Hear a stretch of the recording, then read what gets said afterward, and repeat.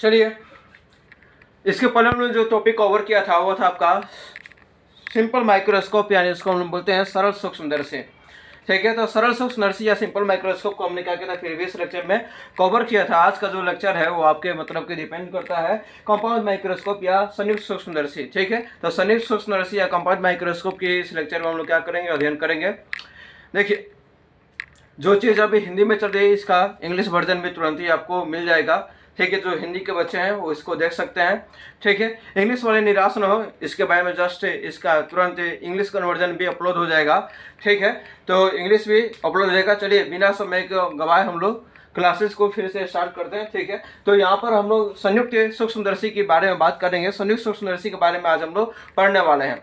हमने आपको बताया था कि इसके पहले हमने जो सरल सूक्ष्मदर्शी पढ़ा था उसमें हमने बताया था कि सरल सूक्ष्मदर्शी क्या होता है। एक सिंपल सा क्या होता है, आपका उत्तल लेंस होता है। एक ऐसा उत्तल लेंस जो कि आपके इंस्ट्रूमेंट बॉक्स में मिल जाता है, जिससे कि आप क्या करते हो, मैग्नीफाई करके किसी चीज़ को देखते हो। हमने बताया था कि जब भी आप लोग देखे हुए पुरानी फिल्मों में दिखाया था कि दादा दादी या नाना नानी क्या करते थे, किसी भी अखबार को कटिंग को पढ़ने के लिए या फिर अखबार को पढ़ने के लिए एक लेंस का प्रयोग करते थे, जिसको हम लोग क्या करते थे, हम लोग उत्तल लेंस बोलते हैं। तो वो मतलब कि सामने लाकर देखते थे। अभी देखिए, अभी क्या है कि हमको क्या करना है कि अब केवल सिंपल माइक्रोस्कोप से मेरा काम नहीं चलेगा। अब हमको क्या चाहिए, कंपाउंड माइक्रोस्कोप चाहिए। यानी हमको जो मतलब कि इसमें मिलने वाला है वो क्या होगा आपको, कि जो पहले इमेज बनता था उससे कई गुना मैग्नीफाई करके हमको देखना पड़ेगा। उससे क्या होते थे कि बहुत से मतलब कि क्या होते थे कि छोटी से छोटी चीज़ों को नहीं देख पाते थे। लेकिन यहाँ पर क्या है कि मतलब कि यानी हम लोग इसमें ये बहुत मतलब कि सूक्ष्म चीज़ों को देख सकते हैं। और उसका क्या हो सकता है कि आवर्धित इमेज प्राप्त होगा आपको। ठीक है, आवर्धित इमेज अगर बात करें तो क्या होगा, मैग्नीफाइंग इमेज आपको मिलेगा यहाँ पर। तो ये जो भी चीज़ें यहाँ पर बनेगी उसका क्या होगा, आपको मैग्नीफाइंग आपको इमेज यहाँ पर आपको प्राप्त हो पाएगा। ठीक है, वहाँ पर नॉर्मल एक हमारे पास माइक्रोस्कोप था, या जिसको हम लोग सिंपल माइक्रोस्कोप कहते हैं। यहाँ पर क्या, कंपाउंड, यानी अब देखना, वहाँ पर एक लेंस था, यहाँ पर आपके पास दो लेंस होंगे। ठीक है, और दोनों लेंस आपके उत्तल लेंस ही होंगे, जिसको कि हम लोग अंग्रेजी में कन्वेक्स लेंस कहते हैं। ठीक है, तो दो उत्तल लेंस लगे हुए होंगे। एक जो होगा, एक लेंस होगा जो आपके आंख के पास में होगा, एक जो होगा आपके ऑब्जेक्ट के पास में होगा। एक लेंस होगा वो बड़ा होगा, एक लेंस होगा वो छोटा होगा। तो इन दोनों लेंसों की सहायता से जो हमारा इमेज बनता है वो हाईली मैग्नीफाइड होकर कई गुना आवर्धित होकर बनता है। तो कई गुना आवर्धित होकर बनता है, इसलिए हम लोग क्या करते हैं कि यहाँ पर हम लोग इसे का नाम हम लोग संयुक्त सूक्ष्मदर्शी या कंपाउंड माइक्रोस्कोप नाम दे देते हैं। ठीक है, तो संयुक्त सूक्ष्मदर्शी या कंपाउंड माइक्रोस्कोप क्या होता है, अभी हम लोग पूरा इसको डिटेल में अध्ययन करेंगे। अभी हम उसका केवल ओवरव्यू दे रहे हैं। ठीक है, कि क्या क्या होता है। अब देखिए, दो लेंस होने के कारण होता क्या है इसमें, कि आपका जो इमेज बनता है यानी प्रतिबिंब बनता है, ये दो जगहों पर बनता है। ठीक है, दो जगहों पर बनता है। एक आपका जो बनता है वो होता है आपका इंटरमीडिएट, यानी बीच में बनता है। और एक उसका जो इंटरमीडिएट इमेज बनता है वो फिर से मैग्नीफाई मतलब ऑब्जेक्ट की तरह वर्क करता है और फिर से उसका एक इमेज बनता है। इस प्रकार सबको क्या मिलता है कि डबल इमेज प्राप्त होता है। ठीक है, पहला जो इमेज होता है वो ऑब्जेक्ट की तरह काम करता है। इस बात का हम लोग ध्यान रखेंगे। और देखिए, दोनों जो लेंस होते हैं एक पाइप पर लगे होते हैं, और पाइप पर लगे होने के कारण हम लोग इसको क्या करते हैं, आसानी से एडजस्ट कर सकते हैं। अंग्रेजी में इनके मोशन को हम लोग रैक एंड पिनियन मोशन बोलते हैं। ठीक है, तो चलिए अब हम लोग क्लास को शुरू करते हैं। और आप लोग कॉपी पेन निकाल लीजिए अपना, और स्क्रीन को पॉज करके आप लिख सकते हैं। जो भी चीज़ें यहाँ पर दिखाई पड़ रही है आप लिख लीजिएगा, आपको समझ में आ जाएगा। हम शुरू करते हैं यहाँ पर कंपाउंड माइक्रोस्कोप को। तो कंपाउंड माइक्रोस्कोप को हमने जो बताया था, देखिएगा वही सारी चीज़ यहाँ पर ही मिलेगी। तो चलिए हम लोग शुरू करते हैं। यहाँ पर देखिए, वैसा प्रकाशीय यंत्र जिसके द्वारा अत्यंत सूक्ष्म वस्तुओं को आवर्धित प्रतिबिंब अत्यंत सूक्ष्म वस्तुओं का आवर्धित प्रतिबिंब प्राप्त किया जाता है, संयुक्त सूक्ष्मदर्शी कहलाता है। मतलब कि एक ऐसा प्रकाशीय यंत्र जिसके द्वारा अत्यंत सूक्ष्म वस्तुओं का आवर्धित प्रतिबिंब प्राप्त किया जा सकता है, उसको क्या बोलेंगे हम लोग, संयुक्त सूक्ष्मदर्शी बोलेंगे। क्लियर, इसी को अंग्रेजी में बोलते हैं कंपाउंड माइक्रोस्कोप। देखिए, संयुक्त सूक्ष्मदर्शी जो होता है, सरल सूक्ष्मदर्शी की तुलना में संयुक्त सूक्ष्मदर्शी का प्रयोग अधिक आवर्धित प्रतिबिंब को प्राप्त करने के लिए किया जाता है। यानी सरल सूक्ष्मदर्शी में क्या मिलता था हमको, तो आवर्धित प्रतिबिंब मिल ही रहा था, आवर्धित इमेज हमको मिल रहा था। लेकिन इसमें क्या होगा, हमको और अधिक क्या होगा, आवर्धित प्रतिबिंब इसमें देखने को मिलेगा। क्लियर, आगे इसमें बात करते हैं तो इसकी बनावट क्या होती है। तो देखिए, हमने बनावट के बारे में आपको पहले भी बताया था कि इसमें क्या होते हैं कि दो लेंस लगे होते हैं। थोड़ा लाइट की इंटेंसिटी कम लग रही है, अब शायद सही हो गई। ठीक है, अब यहाँ पर हम लोग बात करते हैं तो क्या होता है कि इसमें दो लेंस होते हैं। तो देखिए दो लेंस इसमें क्या होते हैं, इसमें दो उत्तल लेंस लगे होते हैं। एक को बोलते हैं हम लोग अभिदृश्यक लेंस, क्या बोलते हैं, अभिदृश्यक लेंस, तथा दूसरे को बोलते हैं अभिनेत्र लेंस। क्या बोलते हैं, अभिनेत्र लेंस। तो हमारे पास में दो लेंस हो गए, एक हो गया आपका अभिदृश्यक लेंस और एक हो गया आपका अभिनेत्र लेंस। अभिदृश्यक को बोलते हैं हम लोग ऑब्जेक्टिव, क्या बोलते हैं, ऑब्जेक्टिव, और अभिनेत्र को बोलते हैं हम लोग आईपीस। ठीक है, तो ये हो गया आपका ऑब्जेक्टिव लेंस और ये हो गया आपका आईपीस। ठीक है, तो दो प्रकार के आपके जो लेंस होते हैं, ये दोनों प्रकार के लेंसों का हम लोग यूज करेंगे अभी। देखिए इसमें सबसे पहला जो है, इसमें है आपका ऑब्जेक्टिव लेंस, इसको हम लोग बोलते हैं अभिदृश्यक, क्या बोलते हैं, अभिदृश्यक। दूसरा आपका आईपीस, इसको बोलते हैं हम लोग अभिनेत्र। देखिए कहीं कहीं किसी बुक में या फिर किसी टीचर के नोट्स में या कहीं पर भी आप देखिएगा तो अभी यहाँ पर आईपीस को यहाँ पर नेत्रिका भी लिखवा देते हैं या फिर कोई बुक भी लिख लेती है। ठीक है, तो उससे घबराना नहीं है। देखो आईपीस बोले या अभिनेत्र बोले या नेत्रिका बोले, क्या है, तीनों एक ही चीज है। क्लियर। आगे इसमें देखते हैं कि बिंब को कहाँ रखते हैं हम लोग, अभिदृश्यक लेंस के सामने रखते हैं। मतलब कि जो भी वस्तु होगी उसको हम लोग कहाँ पर रखेंगे, हम लोग अभिदृश्यक लेंस के सामने रखेंगे। अभिदृश्यक लेंस क्या होता है, आपका ऑब्जेक्टिव लेंस होता है। यानी देखिए ऑब्जेक्टिव लेंस जहां पर है वहीं पर क्या रहेगा, आपका ऑब्जेक्ट रहेगा। इंग्लिश में थोड़ा समझना क्या है, आसान है। ठीक है, ऑब्जेक्ट कहाँ रहेगा, ऑब्जेक्टिव के सामने। ठीक है, और हम लोग देखेंगे कहाँ से, तो हम लोग देखेंगे आईपीस से। कहाँ से देखेंगे, आईपीस से। यानी हम देखेंगे जो भी चीज़ों को, जो भी वस्तु को देखना है, बड़ी जो हमको दिखाई देने वाली है, उसको हम लोग कहाँ से देखेंगे, बुआ आईपीस से देखेंगे। देखिए अब देखिए बिंब को अभिदृश्यक लेंस के सामने रखते हैं तथा प्रतिबिंब को अभिनेत्र लेंस से देखते हैं। तो प्रतिबिंब जो बन रहा है उसको कहाँ से देखेंगे हम लोग, अभिनेत्र लेंस से, या फिर क्या बोलेंगे, नेत्रिका से, या फिर कहाँ, आईपीस से हम लोग देखते हैं। अब देखिए अभिदृश्यक लेंस का द्वारक अभिनेत्र लेंस से क्या होता है, कम होता है। यानी इसका एपर्चर क्या होता है, कम होता है। एपर्चर कम क्यों होता है, क्योंकि बिंब पास में होता है। यानी जो इसमें वस्तु को रखते हैं वो क्या रखते हैं, ऑब्जेक्टिव के पास में रखते हैं। तो ऑब्जेक्टिव के पास में रखते हैं तो इसकी एपर्चर को बड़ा रखने की जरूरत नहीं है। एपर्चर बड़ा हम उस केस में रखते हैं जब हमको अधिक लाइट रेज को क्या होना पड़े, मतलब कि क्या करना पड़े, उसको हमको रिसीव करना हो। यानी उसको अधिक लाइट रेज आके जब मिलती है तब वहां पर क्या करते हैं हम लोग कि एपर्चर को बड़ा करते हैं। यहाँ पे एपर्चर क्या होता है, द्वारक है, और एपर्चर का हिंदी होता है द्वारक। इसमें द्वारक क्या होता है, छोटा होता है। द्वारक छोटा इसलिए होता है क्योंकि इसमें मतलब कि प्रकाश के अधिक संग्रह की आवश्यकता नहीं होती है। प्रकाश को अधिक संग्रह करने की इसमें आवश्यकता नहीं होती है, क्योंकि ऑब्जेक्टिव के पास में क्या होता है, आपका ऑब्जेक्ट होता है। यानी अभिदृश्यक लेंस के पास में क्या होता है, बिंब होता है, या क्या होती है, आपकी वस्तु होती है। चलिए आगे हम लोग देखते हैं। यहाँ तक आपको अगर लिखना है तो लिख लीजिए, फिर आगे हम लोग चलते हैं। चलिए लिख लिए तो यहाँ आगे चलते हैं हम लोग। ये जो कंस्ट्रक्शन में हमारा इमेज है, ये इमेज बहुत ही इंपॉर्टेंट है। इस इमेज को अगर समझ लेते हो तो सारा डेरिवेशन आपको समझ में आ जाएगा। देख लो, जितना इजी आप समझ रहे थे सिंपल माइक्रोस्कोप को, देखो उससे ये थोड़ा सा टिपिकल है।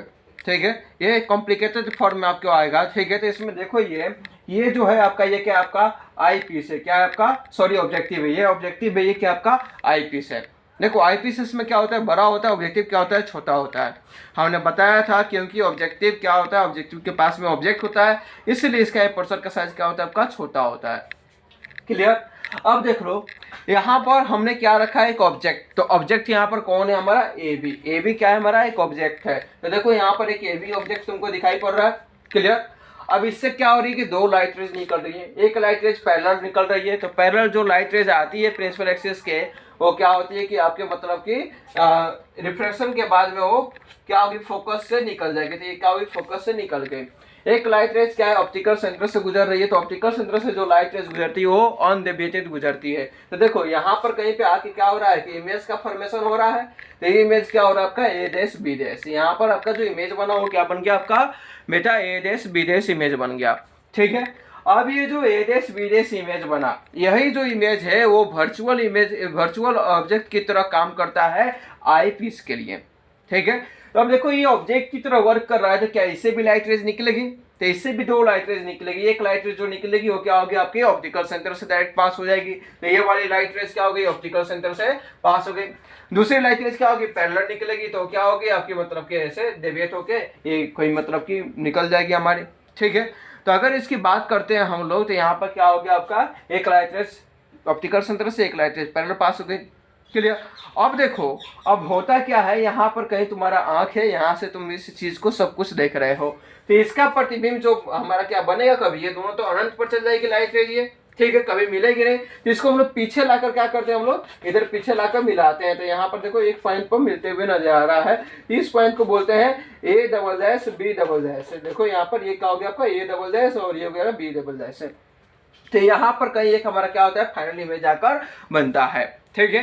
तो देखो यहाँ पर 2 बार इमेज बना है, यानी इसलिए हमारा इमेज जो हो गया 2 बार मैग्नीफाइड हो गया, यानी 2 बार ये क्या हो गया आपका मैग्नीफाइड हो गया, डबल मैग्नीफाइड हो गया, ठीक है। तो यहाँ पर देखो कुछ चीजें हैं उस सबको आपको ध्यान रखना होगा, जैसे कि ये आपका सेंटर है किसका, ऑब्जेक्टिव का, तो इसीलिए हम इसका नाम रख दिए CO। क्या रख दिए, CO। यहाँ पर देखना ये CO लिखा हुआ है, ये आपका सेंटर है आई पीस का, इसलिए इसका नाम क्या लिख दिए, CE, यानी सेंटर ऑफ आई पीस। हमने यहाँ पर एक एंगल लिया अल्फा, यहाँ पर एक एंगल लिया है बीटा। आपको मालूम होगा कि अल्फा और बीटा से ही हम लोग मैग्निफिकेशन पावर निकालते हैं या फिर मैग्नीफाइंग पावर निकालते हैं, ठीक है। MP उसी को बोलते हैं। आगे देखिए यहाँ पर ये आपका हो गया ये मैग्नीफाइंग पावर, यहाँ पर अल्फा बीटा।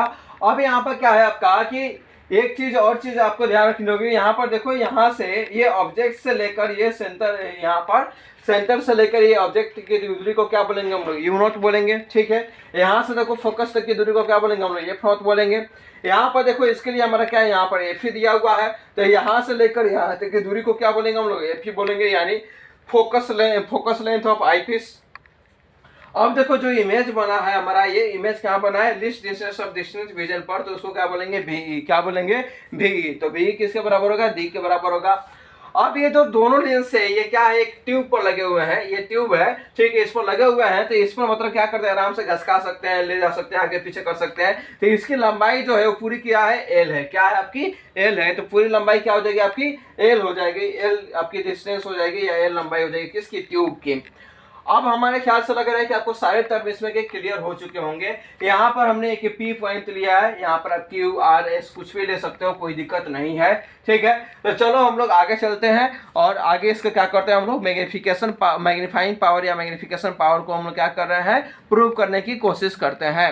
इस फिगर को आप बना लो ध्यानपूर्वक, हम इसको मिटा रहे हैं। चलिए अब इसी फिगर के बाद में इसका क्या है, वर्किंग प्रिंसिपल है, क्या है कि मतलब किस प्रकार ये कार्य करता है, इसकी क्रिया विधि क्या है, इसकी वर्किंग क्या है। तो हमने आपको बताया था, अभी कुछ देर आपको याद हो तो इसके पहले हमने बताया था, क्या एक फिगर बनाया था इसमें, ठीक है, फिगर को हमने समझाया था। उसी को देखिए यहाँ पर हम लिखे हैं, जो चीज़ हमने बोला था उसी चीज़ को मैंने लिख दिया है, क्योंकि एग्जाम में तो आपको लिखना होता है, तो लिखा हुआ रहेगा तो आप आसानी से लिख सकते हो उसको। तो देखो इसमें क्या है, माना कि ए भी एक के सूक्ष्म वस्तु है, मतलब कि छोटा सा क्या है, वस्तु है, जिसको हमने क्या कहें, अभिदृश्यक लेंस के फोकस दूरी से बाहर रखा हुआ है। यानी आपको जो अभिदृश्यक लेंस क्या है, ऑब्जेक्टिव लेंस से क्या है, पीछे रखा गया है, यानी उसके फोकस दूरी से पीछे रखा गया, बाहर रखा गया है, जिसका वास्तविक उल्टा एवं आवर्धित प्रतिबिंब ए देश बी देश पर बनता है। ए देश बी देश कहाँ पर है, V0 दूरी पर है, यानी तो V0 दूरी पर क्या है आपका प्रतिबिंब ये बन रहा है। क्लियर। अब देखिए अब कह रहा है क्या कि अब ए देश बी देश अभिनेत्र लेंस के लिए वस्तु की तरह कार्य करेगा, अतः अभिनेत्र लेंस को इस प्रकार व्यवस्थित किया जाना चाहिए कि ए देश बी देश इसके मुख्य फोकस एवं प्रकाशी केंद्र के बीच में आ जाए, ताकि इसका काल्पनिक सीधा एवं आवर्धित प्रतिबिंब A double dash B double dash स्पर्श दर्शन की न्यूनतम दूरी पर बने। यानी स्पर्श दर्शन की न्यूनतम दूरी को क्या बोलते हैं हम लोग, कैपिटल डी। क्या बोलते हैं, कैपिटल डी, यानी इसी को अंग्रेजी में बोलते हैं list distance of distance vision. ये कैपिटल डी होता है, ये क्या होता है आपका कैपिटल डी होता है। इसकी वैल्यू कितनी होती है आपकी 25 सेंटीमीटर। आपको बहुत सारे लेक्चर में ये चीज बता दी गई है, ठीक है। तो वर्किंग या फिर आपका मतलब एक कार्य विधि है, इसको नोट कीजिए। फिर आगे हम लोग मैग्नीफाइंग पावर कैसे निकालते हैं इसको बढ़ते हैं, इसको पॉज करके लिख लीजिए। तो आवर्धन क्षमता को हम लोग देखते हैं, आवर्धन क्षमता यहाँ पर। तो आवर्धन क्षमता को हमने बताया था सिंपल माइक्रोस्कोप के लिए बताया था, अब कंपाउंड माइक्रोस्कोप के लिए बता रहे हैं। देखिए दोनों में एक ही चीज़ है, हमारा क्या होगा, ये हमारा जो वस्तु के द्वारा जो हमारा एंगल बनता है या फिर हमारा क्या इमेज के द्वारा जो एंगल बनता है, उन दोनों के अनुपात को हम लोग क्या बोलते हैं, हम लोग आवर्धन क्षमता बोलते हैं। देख लीजिए तो यहाँ पर देखिए, जब अंतिम प्रतिबिंब तथा वस्तु स्पर्श दर्शन की न्यूनतम दूरी पर हो, जब अंतिम प्रतिबिंब और वस्तु दोनों स्पर्श दृष्टि के न्यूनतम दूरी पर रखे गए हो, तो अब अंतिम प्रतिबिंब के द्वारा नेत्र पर बनाए गए कोण तथा वस्तु के द्वारा नेत्र पर बनाए गए कोण के अनुपात को आवर्धन क्षमता कहते हैं। ठीक है, जैसे वहां पर आवर्धन क्षमता की परिभाषा थी वैसे सेम यहाँ पर भी आवर्धन क्षमता की परिभाषा है। इसमें नो चेंजिंग, कोई इसमें चेंजिंग नहीं है। देखिए अब क्या है, अब हमको क्या करना है कि आवर्धन क्षमता ज्ञात करना है। कहाँ पर ज्ञात करना है, जब प्रतिबिंब कैपिटल डी पर बनता हो, यानी लीस्ट डिस्टेंस ऑफ डिस्टिंक्शन, यानी न्यूनतम दूरी पर बन रहा हो, आसपास दृष्टि की न्यूनतम दूरी, वहां पर आपको ज्ञात करना है। माना इसके लिए क्या है, अल्फा जो है इसमें क्या है आपका वस्तु द्वारा नेत्र पर बनाया गया कोण है, और बीटा क्या है अंतिम प्रतिबिंब के द्वारा नेत्र पर यानी आंख पर बनाया हुआ कोण है। इसलिए मैग्नीफाइंग पावर हो जाएगा क्या, बीटा बाई अल्फा। क्या हो जाएगा आपका, बीटा बाई अल्फा। अब छोटे कोण के लिए, अब स्मॉल एंगल के लिए, स्मॉल एंगल के लिए ये अल्फा बीटा क्या होंगे, तो अल्फा बीटा क्या होंगे इसको हम लोग देखते हैं। बीटा किसके बराबर जाएगा, tan बीटा के बराबर, और अल्फा किसके बराबर जाएगा आपका, tan अल्फा के बराबर। ठीक है, आगे के फर्दर कैलकुलेशन को हम लोग आगे देखते हैं, यहाँ तक लिख लीजिए। देखिए ये जो मैग्नीफाइंग पावर का जो कैलकुलेशन है थोड़ा लंबा चलेगा, ठीक है, तो आप लोग लिखते चलिएगा तो साथ में अच्छा रहेगा, आपको ज़्यादा समझ में आएगी। तो स्क्रीन पॉज कर करके आप लिखते रहिए, ये आपके लिए ज़्यादा बेनिफिशियल रहेगा। अब देखिए, अब मैग्नीफाइंग पावर हमारा क्या हो जाएगा, इसलिए tan बीटा बराबर tan अल्फा हो जाएगा, क्योंकि हमने मैग्नीफाइंग पावर लिखा था अल्फा बीटा बाई अल्फा। क्या लिखा था, बीटा बाई अल्फा। समीकरण नंबर 1 हमने वहाँ पर क्या था, तो समीकरण 1 नंबर यहाँ पर ये हो जाएगा आपका बीटा बाई जो अल्फा आया था आपका मैग्नीफाइंग पावर बराबर, तो क्योंकि हमने बीटा को tan बीटा ले लिया और अल्फा को tan अल्फा ले लिया, तो क्या हो जाएगा आपका tan beta by tan alpha, ये हो जाएगा आपका समीकरण नंबर 1। अब कहा रखा कि triangle A dash B dash C E में, तो फिगर को आप याद करिए। अब हम फिगर तो बना सकते नहीं है भैया, देख लीजिए पूरा बोर्ड भरा हुआ है, और फिगर बनाए तो कहाँ पर बनाए, ठीक है, तो आप ध्यान दीजिएगा, हम कोशिश करेंगे इधर फिगर डाल देने के लिए, ठीक है, जो फिगर बनाए थे इधर हम चाहेंगे कि यहाँ पर डाल दें ताकि आपको दिखाई पड़ जाए, ठीक है। तो यहाँ पर देखिए ए dash B dash C E में, तो ए dash B dash C E में देखते हैं, तो tan बीटा बराबर क्या हो गया आपका, ए डैश बी डैश बता क्या हो गया आपका सी ई ए डबल डैश, ठीक है। तो अब इसमें आपका क्या हो गया, tan बीटा निकल गया, क्योंकि tan बीटा बराबर क्या होता है, p by B perpendicular by base है, और परपेंडिकुलर मतलब क्या होता है, लंब, बेस मतलब होता है लंब बता आधार। तो खोज लेना फिगर में लंब बता आधार, तो लंब क्या हो जाएगा आपका A double dash B double dash बता आधार क्या हो जाएगा सी ई ए डबल डैश। अब फिर से एक त्रिभुज ले रहे हैं, कौन सा, p ए डबल डैश सी ई, तो इसमें आपका क्या निकलेगा, tan अल्फा। तो tan अल्फा का वैल्यू क्या हो जाएगा, p ए डबल डैश बता सी ई ए डबल डैश, ठीक है। तो यहाँ पर आप p ए डबल डैश और ए बी क्या है, एक दूसरे के बराबर, दोनों की हाइट देखिएगा सेम है। आप फिगर देख लीजिएगा एक बार, आपको पता चल जाएगा, ठीक है। अब देखिए, अब कह रहा है कि अतः अब हमारा जो tan अल्फा यहाँ पर एक अलग बदल जाएगा। क्या है, यहाँ पर आप p ए डबल डैश लिखे थे, और p ए डबल डैश किसके बराबर है आपका, ए बी के बराबर, तो ए बी के p ए डबल डैश क्या हो जाएगा आपका ए बी, पता क्या हो जाएगा सी ई ए डबल डैश हो जाएगा। अब कह रहा है समीकरण नंबर 1 से, अब समीकरण नंबर 1 से अब ले रहा है, और यहाँ पर tan अल्फा और tan बीटा का वैल्यू पुट कर दे रहा है, क्योंकि यहाँ पर tan अल्फा tan बीटा हमने लिखे थे, तो tan अल्फा tan बीटा की जगह क्या लिख देंगे, अब बीटा के जगह पर जो निकाले हम लोग ए डैश बी डैश बता सी डैश, इसको लिख दिए, और अल्फा के जगह पर जो हम निकाले हैं, क्या निकाले हैं, ए बी बता ए डबल डैश, तो इसको हम लोग क्या करेंगे, लिख देंगे। तो देखिए लिख दिए हम, तो यहाँ पर लिख दिए हम, तो देखते हैं क्या कि सी ई ए डबल डैश और सी ई ए डबल डैश यहाँ पर भी, तो दोनों का हो जाएगा कट जाएगा, तो कट जाएगा तो क्या हो जाएगा, समाप्त हो गया, पूछेगा, ठीक है। अब क्या बचा ऊपर A double dash B double dash बता क्या हो गया आपका ए बी, तो A double dash B double dash बता क्या हो गया आपका ए बी। अब ये क्या है, अब यहाँ पर हमको क्या करना है, मैग्निफिकेशन पावर को निकालना है। तो मैग्निफिकेशन पावर जब निकालना है तो हमको क्या करना पड़ेगा, आपको ए डैश बी डैश से ऊपर नीचे गुना भागा करना पड़ेगा। तो ए डैश बी डैश से ऊपर गुना कर दिया, नीचे क्या कर दिया, भागा कर दिए।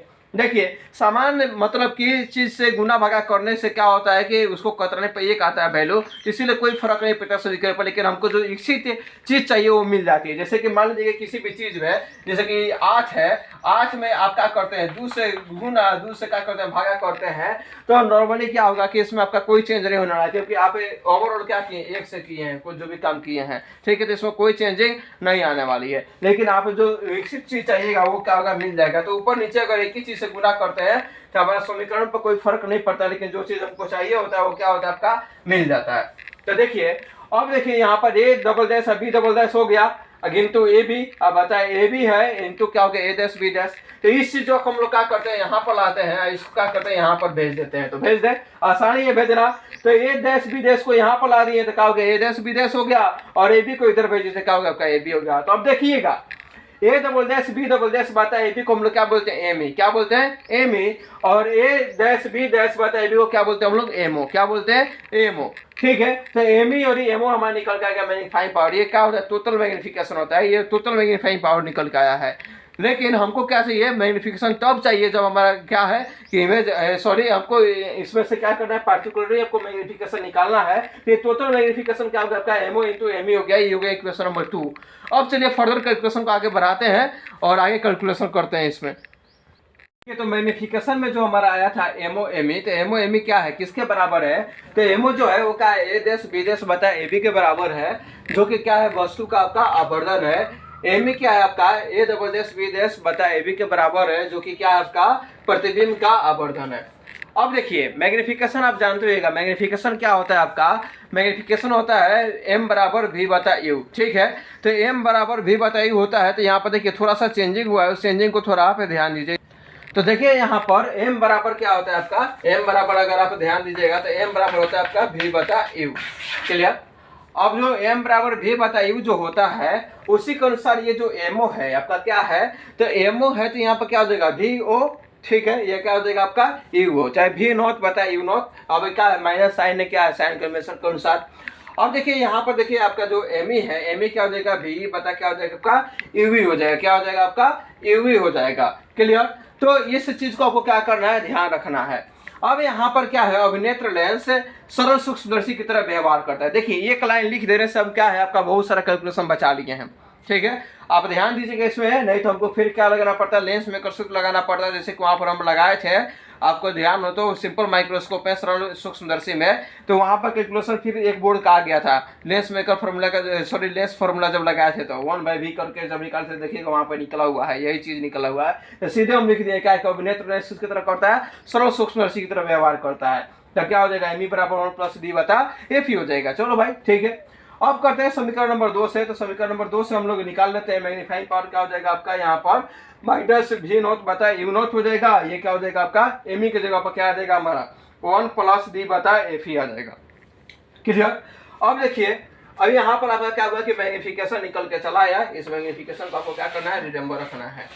मैग्नीफाइंग पावर यही है आपका। ठीक है, अब पूछता है आपका ट्यूब की लंबाई बताओ। तो ट्यूब की लंबाई क्या हो जाएगी, एल जो हो जाएगा v नॉट + u नॉट के बराबर हो जाएगा। ठीक है, तो v नॉट + u के बराबर होगा। सॉरी, आप इसको क्या करना है, आपको रिमेंबर रखना है। चलिए, तो एक तो आपका मैग्निफिकेशन का हो गया, जब कहा हो कि लीस्ट डिस्टेंस ऑफ डेस्टिनेशन पर, यानी स्पष्ट दृष्टि के न्यूनतम दूरी पर रखा गया हो। अब इसमें एक नोट है, उस नोट को पढ़िए। ठीक है, अब उस नोट पर भी क्वेश्चन बनते हैं, तो उसको हमको क्या पढ़ाना जरूरी लग रहा है, तो उसको भी हम लिखवा देते हैं। उसके बाद हम लोग पढ़ेंगे प्रतिबिंब जब कहाँ बन रहा हो, अनंत पर बन रहा हो, तब क्या आपका मैग्निफिकेशन कितना होगा, तब जाकर आपका कंपाउंड माइक्रोस्कोप समाप्त हो जाएगा। तो लगभग 5 से 10 मिनट का वीडियो और है, तो ध्यान देकर आप उसको क्या करिए, सुनिए। उसके बाद हम लोग क्वेश्चंस करेंगे, फिर आगे बढ़ेंगे। अब देखिए एक नोट हमने लगा दिया कि जब बहुत छोटा इमेज हो, क्या हो, बहुत छोटा वस्तु हो, अगर उसको हमको देखना है, उसको क्या करना, हमको मैग्नीफाई करके देखना है, तो उस समय मैग्नीफाइंग पावर हमारा कितना होगा, इसको हमको क्या करना है, रिमेंबर करना है। तो चलिए उसको हम लोग देख लेते हैं, लर्न करना है। तो चलिए उसको लर्न करते हैं हम लोग। इस केस में क्या होगा कि बहुत छोटे वस्तु को एफ नॉट के करीब में रखा जाता है। ठीक है, तो वस्तु हमारा बहुत छोटा है, तो इसको क्या होता है, एफ नॉट के करीब में रख देते हैं। हम लोग क्या करते हैं, इसके पहले वस्तु को एफ नॉट के बाहर रखते थे, अब क्या कर रहे हैं, उससे करीब में रख रहे हैं, उसके पास में रख रहे हैं। तो इस प्रकार इसका जो प्रतिबिंब बनेगा वो अभिनेत्र लेंस के बहुत पास बनता है। इस प्रकार इसका जो प्रतिबिंब बनता है वो कहाँ बनता है, आपका अभिनेत्र लेंस के बहुत पास में बनता है। ठीक है, तो बहुत पास में बनता है, तो एफ नॉट किसके बराबर होता है, आपका यू नॉट के बराबर होता है। वी नॉट किसके बराबर होता है, एल के बराबर होता है। तो मैग्नीफाइंग पावर जो मैं निकल के आया था माइनस v नॉट बटा यू नॉट 1 + d बटा एफ ही, ये चेंज हो जाता है। ठीक है, अब v नॉट के जगह क्या आ जाएगा, ए तो एल हो गया, और यू नॉट के जगह क्या आ जाएगा, F not. 1 + d by F ही तो है, तो वही रहेगा। और इस पर क्या है, इस सभी केस पर हम लोग क्या करेंगे, थोड़ा देर के बाद में सब पर एक एक क्वेश्चन करके क्या करेंगे, देख लेंगे कि हमसे क्वेश्चन बन पा रहा है या नहीं बन पा रहा है। ठीक है, फिलहाल के लिए हम लोग अनंत पर जो आपका इमेज बनता है उसको क्या करते हैं, हम लोग देख लेते हैं और उसको हम लोग पढ़ लेते हैं। ठीक है, जैसे ही अनंत वाला पढ़ेंगे हमारा क्या होगा, आज का टॉपिक लगभग समाप्त हो जाएगा। उसके बाद में खाली कैलकुलेशन बचेगा, मतलब कि क्वेश्चन वगैरह हमको क्या होंगे, करने रह जाएंगे। तो क्वेश्चन को भी हम लोग करेंगे, छोड़ेंगे नहीं। ठीक है, बिना क्वेश्चन किए अगर आप जाइएगा तो बहुत पैसा आएगा, क्योंकि इसमें आप ही का घाटा होने वाला है। ठीक है, क्यों? क्योंकि आपके जो एग्जाम में क्वेश्चन आएंगे, न्यूमेरिकल आएंगे तो आप बना नहीं पाइएगा, केवल आप थ्योरी के लिए आदी हो चुके हैं। ठीक है, तो चलिए आगे हम लोग चलते हैं। चलिए, तो फाइनली आपका मैग्नीफाइंग पावर का अंतिम कैसा ही गया, जिसको कि हम लोग को समाप्त करना था। ठीक है, देखिए आपका डायग्राम बना हुआ है, डायग्राम आपका पहले से बना हुआ था, तो इस हमने क्या किया है कि बहुत ही इजीली से हम डायग्राम बना दिया है। देखिए यहाँ पर क्या होता है, डबल इमेज बन रहा है, लेकिन अब इमेज कहाँ बन रहा है, अनंत पर बन रहा है। कहाँ बन रहा है, अनंत पर, देख लीजिए। ठीक है, यहाँ पर डब्ल्यू मैग्नीफाई होकर यहाँ पर इमेज बन रहा था, लेकिन अब अनंत पर इमेज बनेगा, तो इस समय हमारा मैग्नीफाई पावर क्या हो जाएगा, वी नॉट बता यू नॉट इंटू क्या हो जाएगा आपका डी बता एफ ई, और एल क्या हो जाएगा आपका V naught plus F E हो जाएगा। बस आपको इतना सिंपल सा याद रखना है, इससे आपके सारे के सारे क्वेश्चंस क्या होंगे, बन जाएंगे। तो अब आपकी बारी है क्वेश्चंस करने की। तो चलिए हम लोग क्या करते हैं, क्वेश्चंस को करते हैं। क्या हम लोग क्वेश्चन कर पाते हैं या नहीं कर पाते हैं, हमने जो आज पढ़ा वो हमारे लिए क्या था, सुटेबल था या नहीं था, इन सभी प्रश्नों का आपको जवाब मिल जाएगा। ठीक है, तो चलिए हम लोग क्वेश्चन की तरफ मूव करते हैं। क्वेश्चंस को हम लोग क्या करते हैं, देते हैं, आप करना या फिर हम लोग करेंगे। ठीक है, तो साथ में करेंगे और कुछ क्वेश्चंस आपको दिए भी जाएंगे जो कि आपको घर से बना कर आने होंगे। ठीक है, तो चलिए हम लोग आगे बढ़ते हैं और देखते हैं क्वेश्चंस को।